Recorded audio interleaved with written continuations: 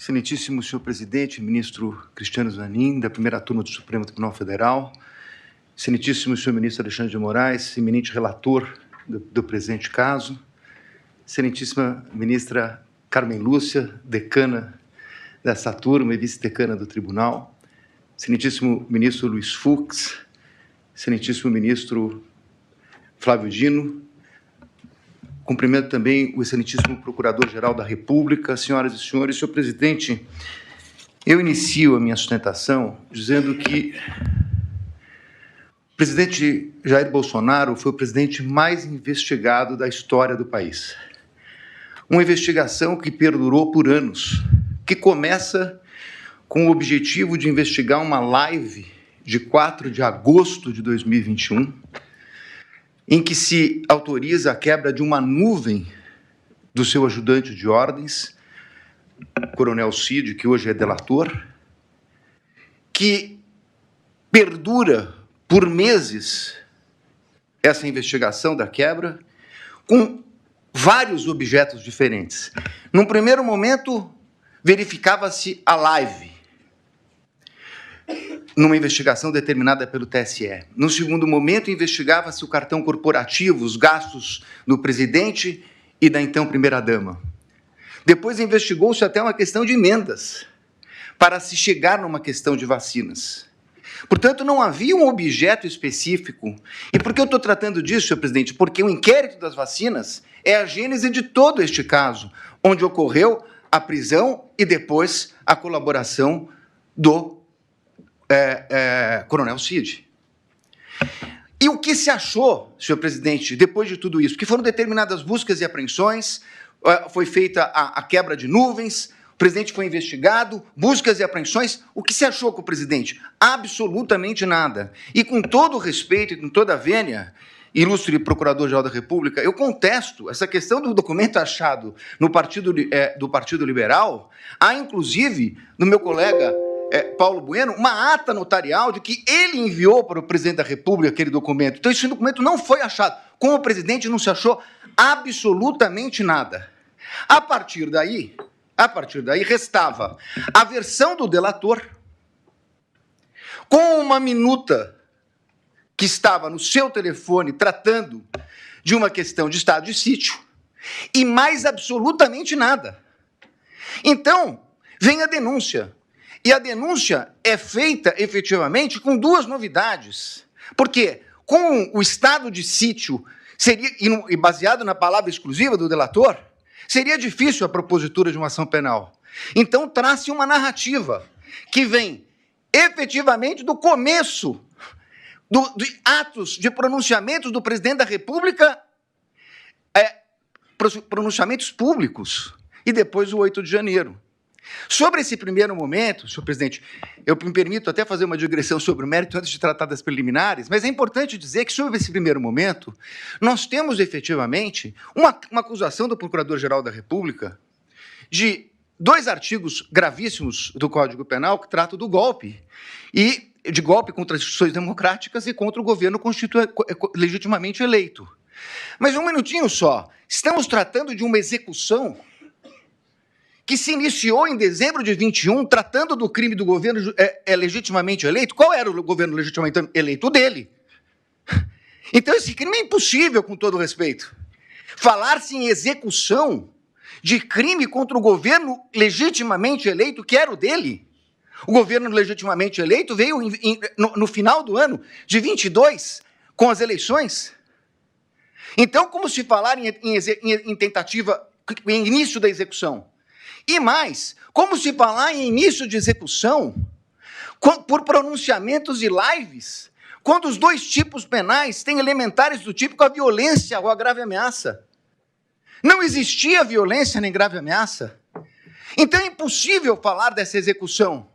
Como eu disse, é porque não existia nenhum elemento, então começa uma narrativa a respeito de pronunciamentos públicos. Para terminar no 8 de janeiro, que nem a Polícia Federal, que utilizou, como lembrou meu colega, mais de 90 vezes a expressão possivelmente, que não havia certeza, nem a Polícia Federal, que se utilizou dessas possibilidades, afirmou a participação dele no 8 de janeiro. Não há um único elemento, nem da delação. Aí me criticam porque eu digo que a delação não vale nada e estou dando... Óbvio, porque nem o delator que o acusou fez qualquer relação dele com o 8 de janeiro. Não há uma única evidência a esse respeito. Portanto, apresentou-se uma denúncia. Com essas duas circunstâncias, e eu não tenho tempo, senhor presidente, tenho que falar rapidamente, mas essa denúncia, quando veio, o ilustre Procurador-Geral da República liberou 8 PETs no dia da apresentação da denúncia. Ele foi intimado, meu cliente, um dia depois. O segundo dia já era prazo. 8 petições, 45 mil documentos. Que até agora, senhor presidente, por Deus que está no céu, eu não sei dizer o que tem esses documentos relacionados com a ação penal. Essas 8 petições, eu não consegui verificar sequer relação, são 45 mil documentos. Na verdade, é um quebra-cabeça que foi, na verdade, exposto à defesa. E aí, na sequência, senhor presidente, eu queria tratar de uma preliminar que já meu colega que me antecedeu na tribuna fala da relevância do caso. Não é só a questão da relevância do caso, é a questão da competência. A minha questão principal é que o Supremo Tribunal Federal, na portaria do ministro Barroso, que encaminhou para as turmas das ações originárias, ele faz um destaque a respeito da questão do presidente da República. Então, o presidente da República, se crime houvesse contra o presidente da República, seria julgado pelo pleno do Supremo Tribunal Federal. Ora, se o Supremo Tribunal Federal entendeu agora, num julgamento que foi concluído recentemente, após a apresentação da denúncia, que a competência se prorroga e que os detentores de foro, ainda que deixem suas respectivas funções, passem a ocupar, saiam da prerrogativa de foro, e o delito será julgado pelo Supremo, prorrogando a competência que detivera aqui no momento que ocupava o cargo. Qual era a competência? Era do pleno, porque ele era presidente da República, e chegou a ser investigado como presidente da República. Muito bem. Mas, com base nisso, senhor presidente, o que nós temos nessa denúncia? A prova da defesa, substancialmente, é uma prova negativa. É uma prova negativa. Não fez, não participou, não aderiu, não autorizou. É uma prova negativa. Então, seria muito importante, e eu reconheço, ministro Alexandre de Moraes, Vossa Excelência despachou comigo no Salão Branco, e é verdade o que Vossa Excelência coloca, que todos os elementos da denúncia, citados na denúncia e no relatório da Polícia Federal, estão nos autos. A conversa de Mauro Cid, citada na denúncia, está realmente nos autos. Nós tivemos acesso quando é escrito por escrito, quando é por áudio. O que não está na denúncia é a completude da mídia. Como disse o meu colega que me antecedeu. Então, senhores ministros, a pergunta é o seguinte: se eu não tenho a mídia completa, nesse momento de preliminares, não seria o caso de a defesa poder suscitar, se fosse o caso, a cadeia de custódia da prova? Mas eu não tenho a completude, eu não tenho os telefones, eu não tenho as mídias. Há uma discussão muito grande a respeito desse plano punhal verde e amarelo. Há uma reunião. Seria absolutamente imprescindível verificar as demais mensagens que foram passadas naquele dia. As outras mensagens que foram passadas pelo WhatsApp. Os outros documentos que estão na mídia. É essa a reclamação da defesa. O que nós temos, e temos tudo que a denúncia citou e tudo que o relatório da Polícia Federal citou, mas esse é o recorte da acusação. Com todo respeito, a defesa tem direito a fazer o seu próprio recorte. E isso poderia impactar. Eu sei, ministro Flávio Dino, Vossa Excelência já falou aqui em outras sessões de julgamento que eu assisti, que falou hoje, nós não vamos fazer Vossa Excelências não farão um julgamento aprofundado da denúncia. É óbvio, nós estamos falando aqui de um standard mínimo, de uma verificação de possibilidade do recebimento da prova. Mas é evidente que se houvesse uma mensagem comprovando que não há nenhuma relação com o punhal verde e amarelo, teria muita importância para esse momento. Porque nós estamos falando de um recebimento de uma denúncia gravíssima, por fatos gravíssimos, que o presidente da República não tem nenhuma relação com o punhal verde e amarelo, Operação Luneta, com Copa 22 e assim por diante. Então, a verificação das trocas de mensagem, a partir do momento que Correios dizem que falaram com o comando militar, que pediram audiência no Planalto, na Alvorada, que tiveram lá, o que disseram? Isso não consta. É essa a importância de verificar toda a questão. Me encaminhando para o final, senhor presidente, eu gostaria de tratar a questão da delação premiada. E aqui eu queria tratar de duas questões, porque inclusive estão sendo confundidas. Aliás, tudo que fala a defesa na imprensa sai de uma forma um pouco distorcida. O que foi questionado pela defesa, ministro Zanin, é o fato de que o delator rompeu com o acordo quando vazou a delação. E saiu na revista Veja. Diz ele que foi um desabafo. É estranha essa expressão, desabafo, porque no desabafo ele diz que não tinha voluntariedade.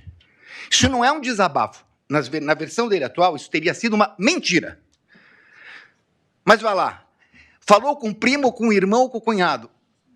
Senhor presidente, a lei não autoriza o delator, o contrato de colaboração, não autoriza o delator a falar nem com o irmão, nem com o cunhado, nem com a mãe.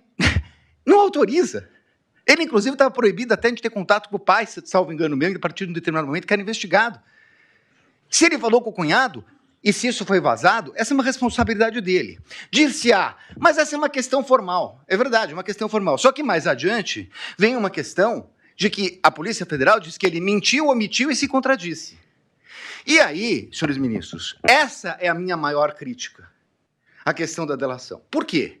O Supremo Tribunal Federal, num voto de grande detalhamento do ministro Dias Toffoli, diz o seguinte: delação é um meio de prova. O delator conta uma história, as autoridades buscarão as provas de corroboração, e só assim ela poderá ser utilizada. O que aconteceu nesse caso? Ele falou, segundo a Polícia Federal, ele mentiu, omitiu e se contradisse, e então há uma audiência para que ele tivesse oportunidade de se corrigir. Mas aí, com todo respeito, há uma inversão. Porque, na verdade, não é o Estado que foi buscar as palavras de corroboração dele. O Estado foi buscar as provas de corroboração do que ele disse. É o contrário. O Estado trouxe indícios e ele se adequa aos indícios trazidos pelo Estado. É completamente o inverso. Com todo respeito, ministro, é o inverso. O delator tem que falar e o Estado tem que trazer as provas para condenar alguém. O que aconteceu aqui é que ele falou, mentiu, e o Estado tinha indícios, e aí ele se adequa ao Estado. E aí, com todo respeito, vem a denúncia do seguinte, inclusive, o colaborador, nessa versão do colaborador, foi corroborada pela Polícia Federal. Não, desculpe, ele não foi corroborado pela Polícia Federal. É o colaborador que corroborou a versão da Polícia Federal. É exatamente o inverso disso. E numa audiência que se traduziu numa coleta de provas. E essa é a insurgência da defesa. Porque, nesse momento, essa coleta só poderia ser feita, com todo respeito, pelo procurador, pela polícia, e não pelo Poder Judiciário. Então, senhores ministros, para terminar, eu quero dizer o seguinte. Eu entendo a gravidade de tudo o que aconteceu no 8 de janeiro. Mas não é possível que se queira imputar a responsabilidade ao presidente da República ou colocando como líder de uma organização criminosa quando ele não participou dessa questão do 8 de janeiro. Pelo contrário, ele a repudiou. E mais do que isso, ministros, nesse tempo que não é possível discutir a questão aprofundada de provas, é importante dizer, senhor presidente, que enquanto a Polícia Federal fala possivelmente, enquanto a denúncia traz conjecturas, como a impressão de um documento no Palácio que teria tido conhecimento dele, o fato concreto é que o acusado de liderar uma organização criminosa para dar golpes socorreu o ministro da Defesa, nomeado pelo presidente Lula, porque o comando militar não o atendia. Foi o presidente que determinou a transição. Foi o presidente que determinou que eles atendessem o ministro da Defesa que assumiu em 1º de janeiro. Portanto, encerrando, ministro, não é possível que se queira dizer que é compatível com uma tentativa de golpe, com o uso do comando militar quando o presidente da República autoriza a transmissão do poderio limitar no começo de dezembro.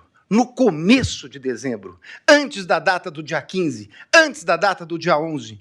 E, portanto, senhores ministros, eu ratifico as nulidades que foram colocadas na minha peça, apreciada por Vossa Excelência, e peço a rejeição da denúncia e agradeço pela atenção. Muito obrigado, senhor presidente.